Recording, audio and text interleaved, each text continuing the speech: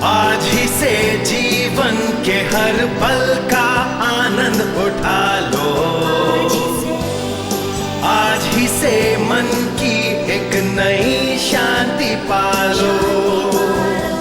समय आ गया बदलने का, समय आ गया कुछ करने का।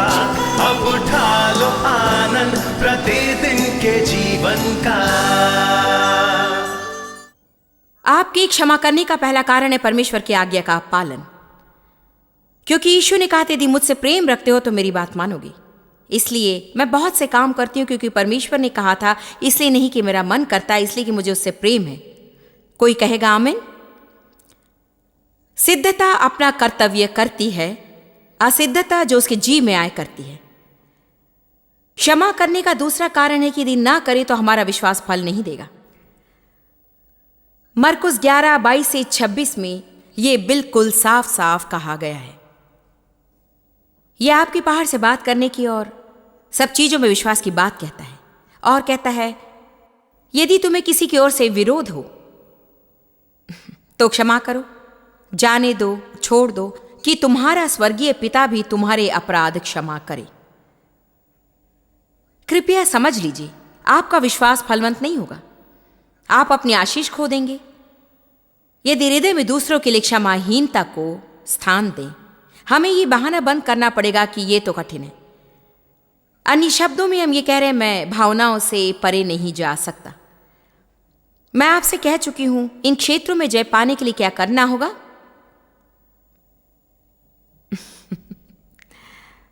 प्रार्थना, सहारा चुनो और सहारा लो। घर में एक निशान लगाइए, चुनो और सहारा लो।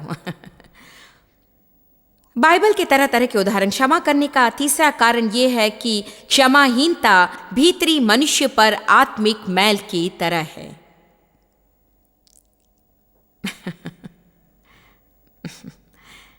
धन्यवाद।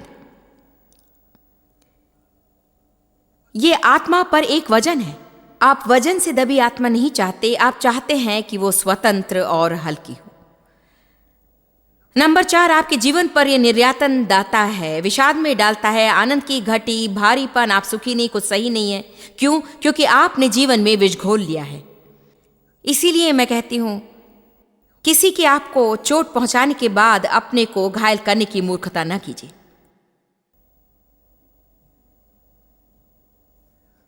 नंबर 5, परमेश्वर से आपके रिश्ते में यह रोड़ा डालता है।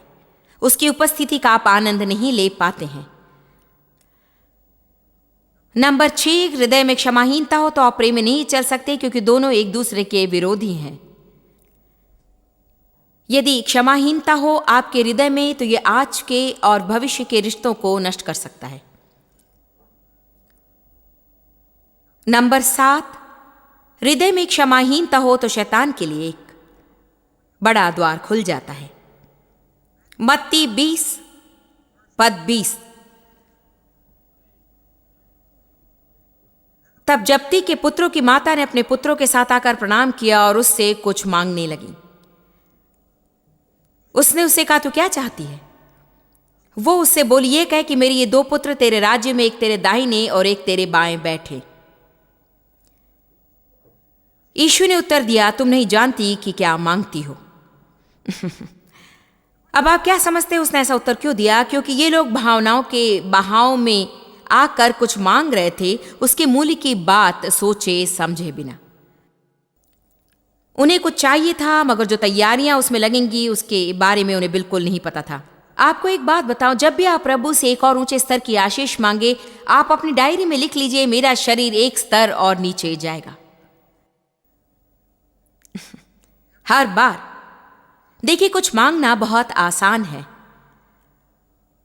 मगर एक बात हम लोग समझते नहीं कि हम जो मांग रहे हैं उसके लिए हम अगर तैयार नहीं किए गए हैं, प्रभु को हमें तैयार करना है नए स्तर की प्रभुता के लिए, नए स्तर की अगुवाई के लिए, नए स्तर की आय के लिए। परमेश्वर को पहले आपको तैयार करना है उस पति या पत्नी के लिए जिसकी आशा में आप हैं, क्योंकि शायद 4 या 5 रिश्ते बिगड़ गए होंगे और आपको एक और रिश्ते में बंधने से पहले कुछ सीखना होगा।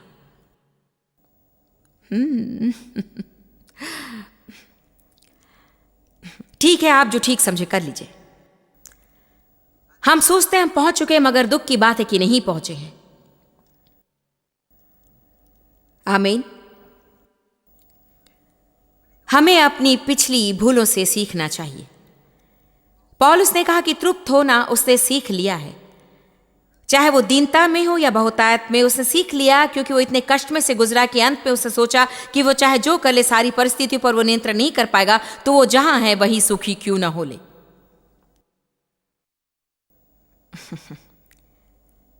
इस पड़ोस से जब तक मैं निकल ना जाऊं, मैं सुखी नहीं हो सकता हूं। वाह भाई, तुम पर तो प्रभु ही दया करे। यदि आपका पड़ोस आपका आनंद चुराता है तो प्रभु को बताइए और पवित्र आत्मा से एक नई खुराक ले लीजिए।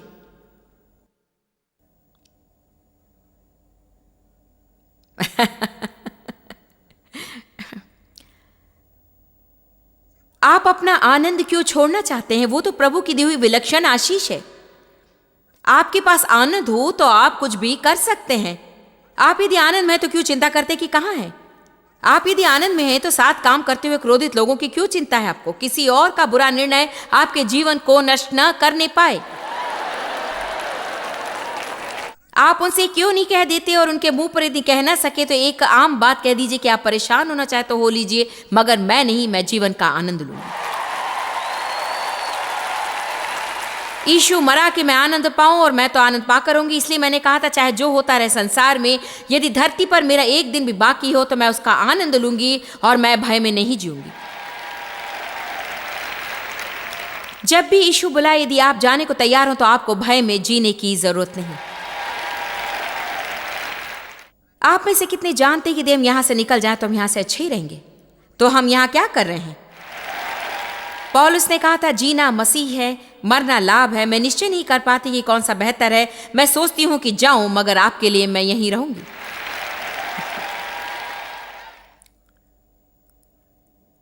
यीशु ने उत्तर दिया, तुम नहीं जानते कि क्या मांगते हो। फिर उसने एक विस्मयकारी प्रश्न पूछा जो मैं आज आपसे पूछना चाहती हूं। जो कटोरा मैं पीने पर हूं, क्या तुम पी सकते हो? और जो बपतिस्मा मैं लेने पर हूं, क्या तुम ले सकते हो? फिर उन्होंने कहा, हम कर सकते हैं। मैंने संदेश में से खोजा, संदेश बाइबल कहती कि उन्होंने उत्तर दिया, अवश्य क्यों नहीं। देखिए, ये तो आसान है। सामने की चीज सदा आसान है जब आप नहीं जानते कि आप क्या बोल रहे हैं। ये दूसरा बपतिस्मा क्या है जिसका वो जिक्र कर रहा था? बाइबल कहती यीशु आपको बपतिस्मा देगा पवित्र आत्मा से और आग से।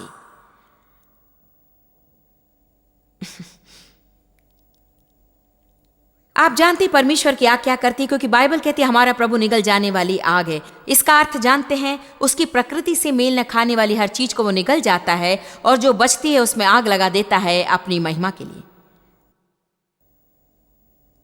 मेरे पास कुछ चीजें जिनके साथ मैं शुरू नहीं हुई थी, मगर बहुत सी चीजें जिनके लिए मैं शुरू हुई थी उन्हें भी मैंने खो दिया। वे आग में जल चुकी मार्ग में कहीं पर। ढेर सारी मनोदशाएं और रायें, लोगों से गलत बर्ताव करना वगैरह वगैरह। जो कटोरा वो पीता है, क्या आप पी सकते हैं? आप क्या चाहते हैं कि प्रभु आपके जीवन में करे? जान लें कि इसका एक मूल्य है। यीशु ने क्रूस पर प्राण दिए ताकि हमारे पास जो है उसे हम पा सके। यहां वे मुफ्त की भेंट है, परंतु प्रभु में बढ़ना आसान नहीं, इसमें पीड़ा है। एक चीज हम नहीं कर सकते, वो है कटुता में रहना। अपनी परख को साक्ष्य बनने दें। बड़े बड़े साक्ष्य सुनना और देना हमें अच्छा लगता है, मगर हम परख में उत्तीर्ण न हो तो साक्ष्य नहीं होगा। इनके बारे में हम पढ़ना और सुनना चाहते हैं। नूह, यूसुफ, इब्राहिम, मूसा, दानियल, रूत, एस्तर, पत्रस, पौलुस। आपसे एक सवाल पूछते, सच बताना, आप में से किसी ने कभी चाहा कि आप उनमें से एक होते?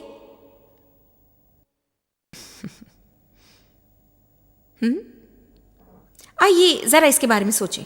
जब हम कहानियों को पढ़ते हैं तो लगती है मानो नूह बाढ़ से बचा लिया गया था।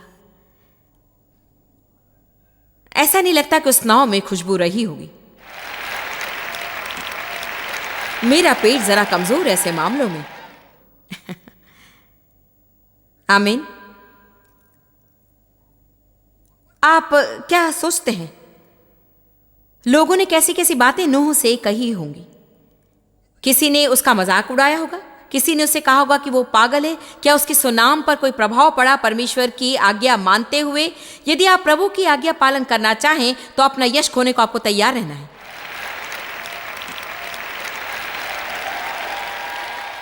बिल्कुल इसीलिए बाइबल कहती यीशु ने यश की चिंता नहीं की। ये संभव नहीं कि आप लोकप्रिय हों और प्रभु के अनुयायी भी हों। जनता तोषक प्रभु तोषक नहीं हो सकती।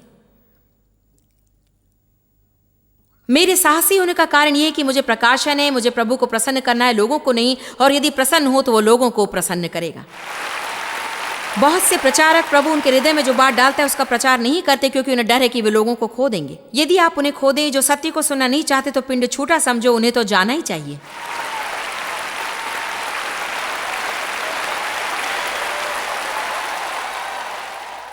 इनमें से कोई भी अपना चुनाव नहीं कर रहा था और हमें सदा अपना चुनाव करना पसंद है। वे एक ऐसे मोड़ पर पहुंचे थे और उन्हें प्रभु से इतना प्रेम था कि जीवन की लगाम उन्होंने प्रभु के हाथ में दे दी कि वो नियंत्रण करे।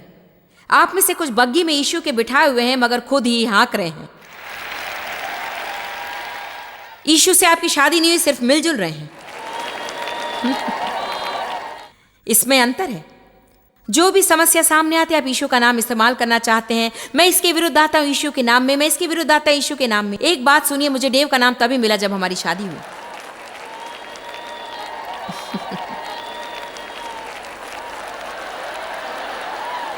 इन डेटिंग करने वाले रिश्तों से बात नहीं बनेगी। आपको जीवन भर के लिए बंध जाना पड़ेगा राजाओं के राजा से, प्रभुओं के प्रभु से। रोग में और स्वास्थ्य में, अच्छे और बुरे समय में, अच्छे या बुरे के लिए, जब तक मृत्यु ना अलग करे, मैं स्वीकारती हूं।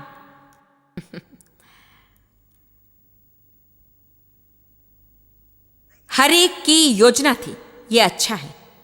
हर एक की अपनी अपनी योजना थी। अब बात सुनिए, अचानक परमेश्वर ने उनके जीवन में बाधा डाली। मैं बिस्तर लगा रही थी जब प्रभु ने मुझे इसे करने के लिए बुलाया।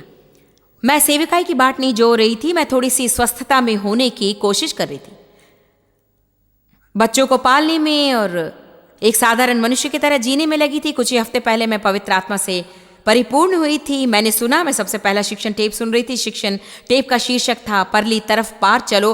तो मैं चकित हो गई कि एक धर्मशास्त्र में से पूरे 1 घंटे की प्रचार वस्तु निकाल ली और मेरी दिलचस्पी बनाए रखे। वाह,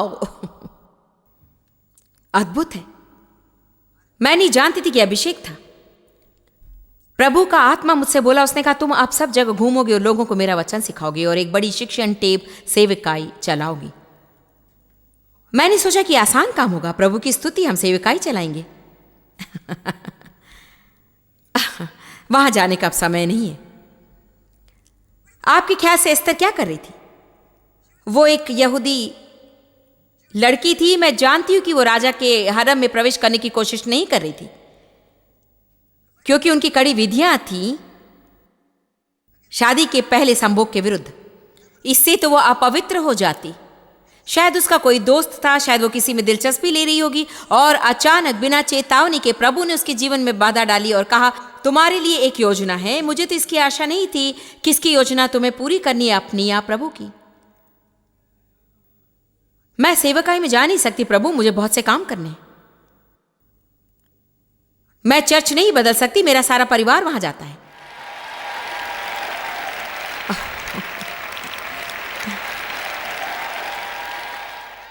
तो इसने एक तार को छेड़ दिया है कि नहीं? वे मुझ पे बिगड़ेंगे, वे ईस्टर पर मुझसे बात नहीं करेंगे, ना धन्यवादी पर। ठीक बात है, वे बात नहीं करेंगे। आप आगे बढ़िए, सुधारवादी बने रहिए। आप शायद चर्च से निकाल दिए जाएंगे, आपको सोचना नहीं पड़ेगा, छोड़ने का निर्णय भी नहीं करना पड़ेगा। आपको शायद निकाल बाहर करेंगे। मेरा सुझाव यह नहीं कि आप मुसीबत खड़ी करें, मगर केवल मैं कह रही हूं कि जब मैंने पवित्र आत्मा में बपतिस्मा लिया सो मुझे निकल आने के लिए कहा गया, क्योंकि मुंह बंद रखना मैं नहीं जानती थी। उस समय मैंने सोचा कि कितनी भयंकर बात है। यानी कि मैंने दोस्त खो दिए, परिवार ने हमारा बहिष्कार कर दिया। मुझे लगा कि यह बिजली क्या गिरी, मेरा जीवन ही पूरी तरह से ढह गया। मेरा सामाजिक जीवन नष्ट हो गया। जानते हैं अब मैं क्या कहती हूं? मुझे निकाल देने के लिए धन्यवाद।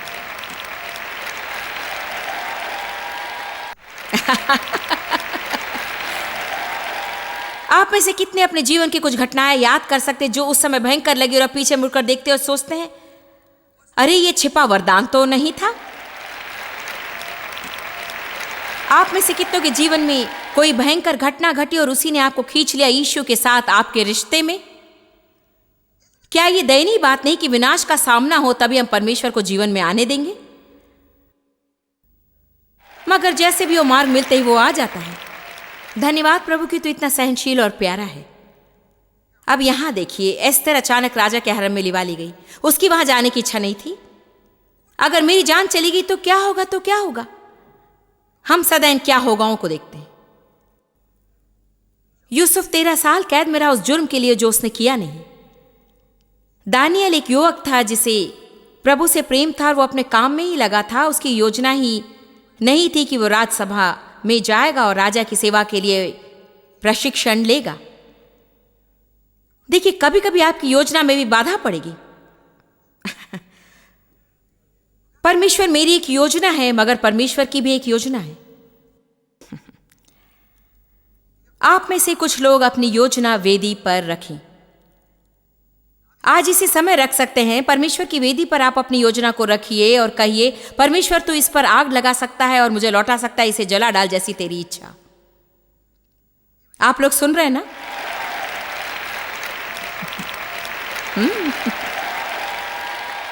क्योंकि प्रभु की आग आपकी योजना पर ना हो तो यह कभी कुछ नहीं कर देगी। सो आप इसे वेदी पर रखकर इस पर परमेश्वर की आग रखवाइए, या वो इसे जला दे और आपको अपनी योजना दे, दोनों में से एक। आपकी दृष्टि किसी पुरुष या स्त्री पर होगी जो कि जीवन भर की वेदना बन जाएगी आपके लिए। आप प्रार्थना कीजिए सही व्यक्ति के लिए, ना कि जिसे आप चाहते हैं।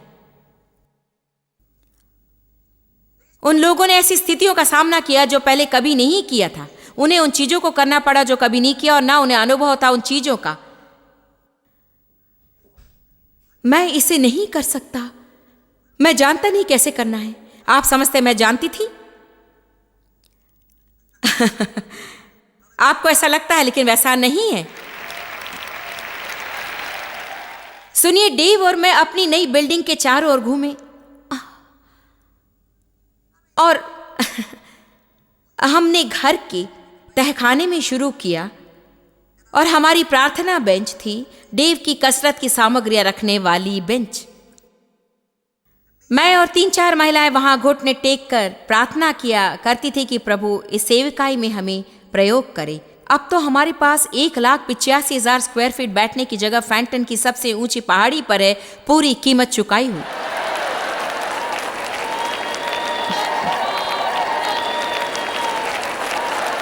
इसमें हमें प्रशिक्षण नहीं था।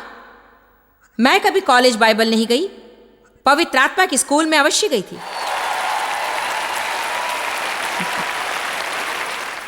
मेरी क्या योग्यता थी? अभिषेक, जिसने यीशु को योग्यता दी थी, उसने मुझे योग्यता दी है क्योंकि उसने मुझे अभिषिक्त किया है शुभ संदेश प्रचार के लिए।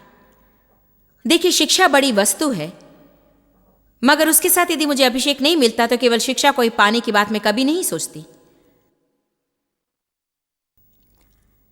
इस दौरान वे लोग कई बार पीड़ाएं भुगतते रहे। इन पुरुष और स्त्रियों ने अपने स्वजनों को खो दिया। कुछ लोग सोचते हैं कि इन्होंने किसी प्रियजन को खो दिया इसलिए आगे नहीं बढ़ सकते हैं। हम धर्मियों का उत्पीड़न देखते हैं। हम देखते हैं दुर्भिक्ष, कैद खाना, अस्वीकार, त्यागा जाना, दुर्व्यवहार, अन्याय, गलतफहमी, दिन के बाद दिन जीवन का मृत्यु से खेलना। पौलुस ने कहा, मैं रोज मरता हूं। असुंदर से प्रेम करना सीख रहा हूं। उनको आत्मा के फल का विकास होना था।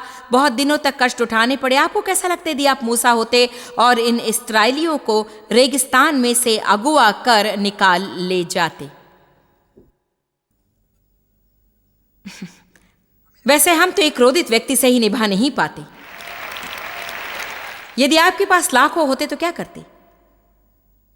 जब भी कोई गलती हो जाती वे मूसा पर दोष लगाते, और जब कोई चीज सही नहीं होती वे मिस्टर लौट जाना चाहते थे। उनकी प्रार्थना उसने की, उनका विश्वास उसने किया, पश्चाताप उसने किया, और उन्होंने सराहा तक नहीं। मेरी सराहना कोई नहीं करता। मैं नर्सरी में काम नहीं करूंगी। 3 महीने हो गए, उस पास्टर ने धन्यवाद तक नहीं कहा।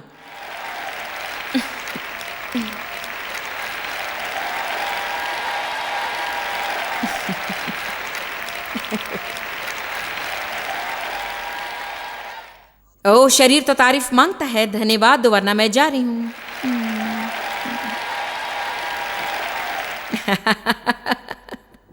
हम लोग तो ऐसे ही है ना। आप मुझे धन्यवाद नहीं देंगे तो मैं ऐसे नहीं करूंगी, आप मेरी सराहना नहीं करते तो आप समझ लीजिए मैं कितनी महत्वपूर्ण है यहां, नहीं तो मैं चली जाऊंगी। नहीं, प्रभु तुम्हें लाया और वो तुम्हारी जगह दूसरे को लाना भी जानता है।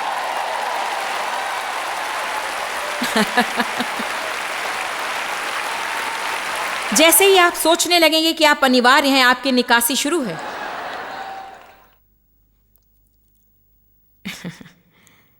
वे निंदा का सामना करते थे, झूठे इल्जाम, परमेश्वर से मुक्ति का लंबा इंतजार करते करते मैं थक गई। आप कब से इंतजार में? 3 महीने से। इब्राहिम ने 20 साल इंतजार किया, 20 साल प्रभु की शपथ के लिए। हे प्रभु, उनके जीवन में हम देखते हैं, और अच्छी बात यही है, यही बात इन पुरुष और स्त्रियों के चरित्र के बारे में बताती है। हम ये भी देखते हैं कि उनके जीवन ने महान फल दिए। प्रभु का मुक्तिदान देखते हैं, दया देखते हैं, चारों ओर उन्नति और समृद्धि देखते हैं। इनमें और उनमें जो आगे नहीं बढ़ते, क्या अंतर है? सहन शक्ति। जानते हैं सहन शक्ति क्या है? शैतान से लोहा लेने की सामर्थ। कहिए, मैं शैतान से लोहा लूंगा। आपको निश्चय कर लेना चाहिए, मैं डटा रहूंगा जब तक शैतान थक न जाए। वो मुझे नहीं ले जाएगा, मैं इसमें होकर पार निकलूंगा और अपने भाग की सिद्धि को देखूंगा। परमेश्वर ने मुझे जिसके लिए बुलाया है मैं उसे पूरा करूंगा, और प्रभु ने मेरे लिए जो रखा है उसे पाकर रहूंगा। आमीन। आज मुझसे कोई नहीं कहेगा कि ये फल नहीं देगा, क्योंकि मेरा जीवन जीता जागता सबूत है कि ये फल देता है। आप मुझे समझा नहीं सकते। मुझे इस विश्वास से कोई नहीं रोक सकता कि प्रभु के वचन सच्चे, क्योंकि मैं जानती हूं उसने मेरे लिए क्या किया, और ये भी कि मैं कोई खास व्यक्ति नहीं हूं, और जो उसने मेरे लिए किया आपके लिए भी करेगा, क्योंकि उसे व्यक्ति से मतलब नहीं। मैं जानती हूं कि आपको अतीत में फंसने की जरूरत नहीं, कि आपके बचपन का दुर्व्यवहार आपके जीवन को तबाह नहीं कर सकता। मैं जानती हूं कि विवाह विच्छेद के बाद पुनर्निर्माण है, कैंसर के बाद नया जीवन है।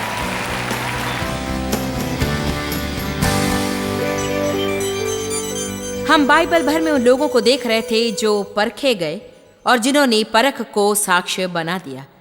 यदि आप जीवन का आनंद लेना चाहें, हमें समझना पड़ेगा कि हम जल जाएंगे, मगर कटुता में जीने के बदले हम अपने अनुभवों से सीख सकते हैं।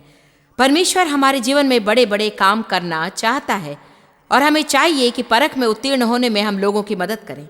मैं बराबर कहती रही हूं कि जब हमें चोट लगती है, प्रभु हमें चंगा करना चाहेगा, और तब हमें दूसरों की मदद के लिए तैयार होना चाहिए। दूसरे लोगों की हरकतों को आप अपना जीवन नष्ट करने न दें। अपनी पीड़ा को किसी और को लाभ पहुंचाने दें। जब आप इस अनुक्रम के लिए ऑर्डर भेजेंगे तो हम इनके साथ एक बोनस भेंट भेजेंगे, एक उपासना सीडी जॉयस मेयर सेवकाई से। हमें विश्वास है कि आप इसका आनंद अवश्य अवश्य लेंगे।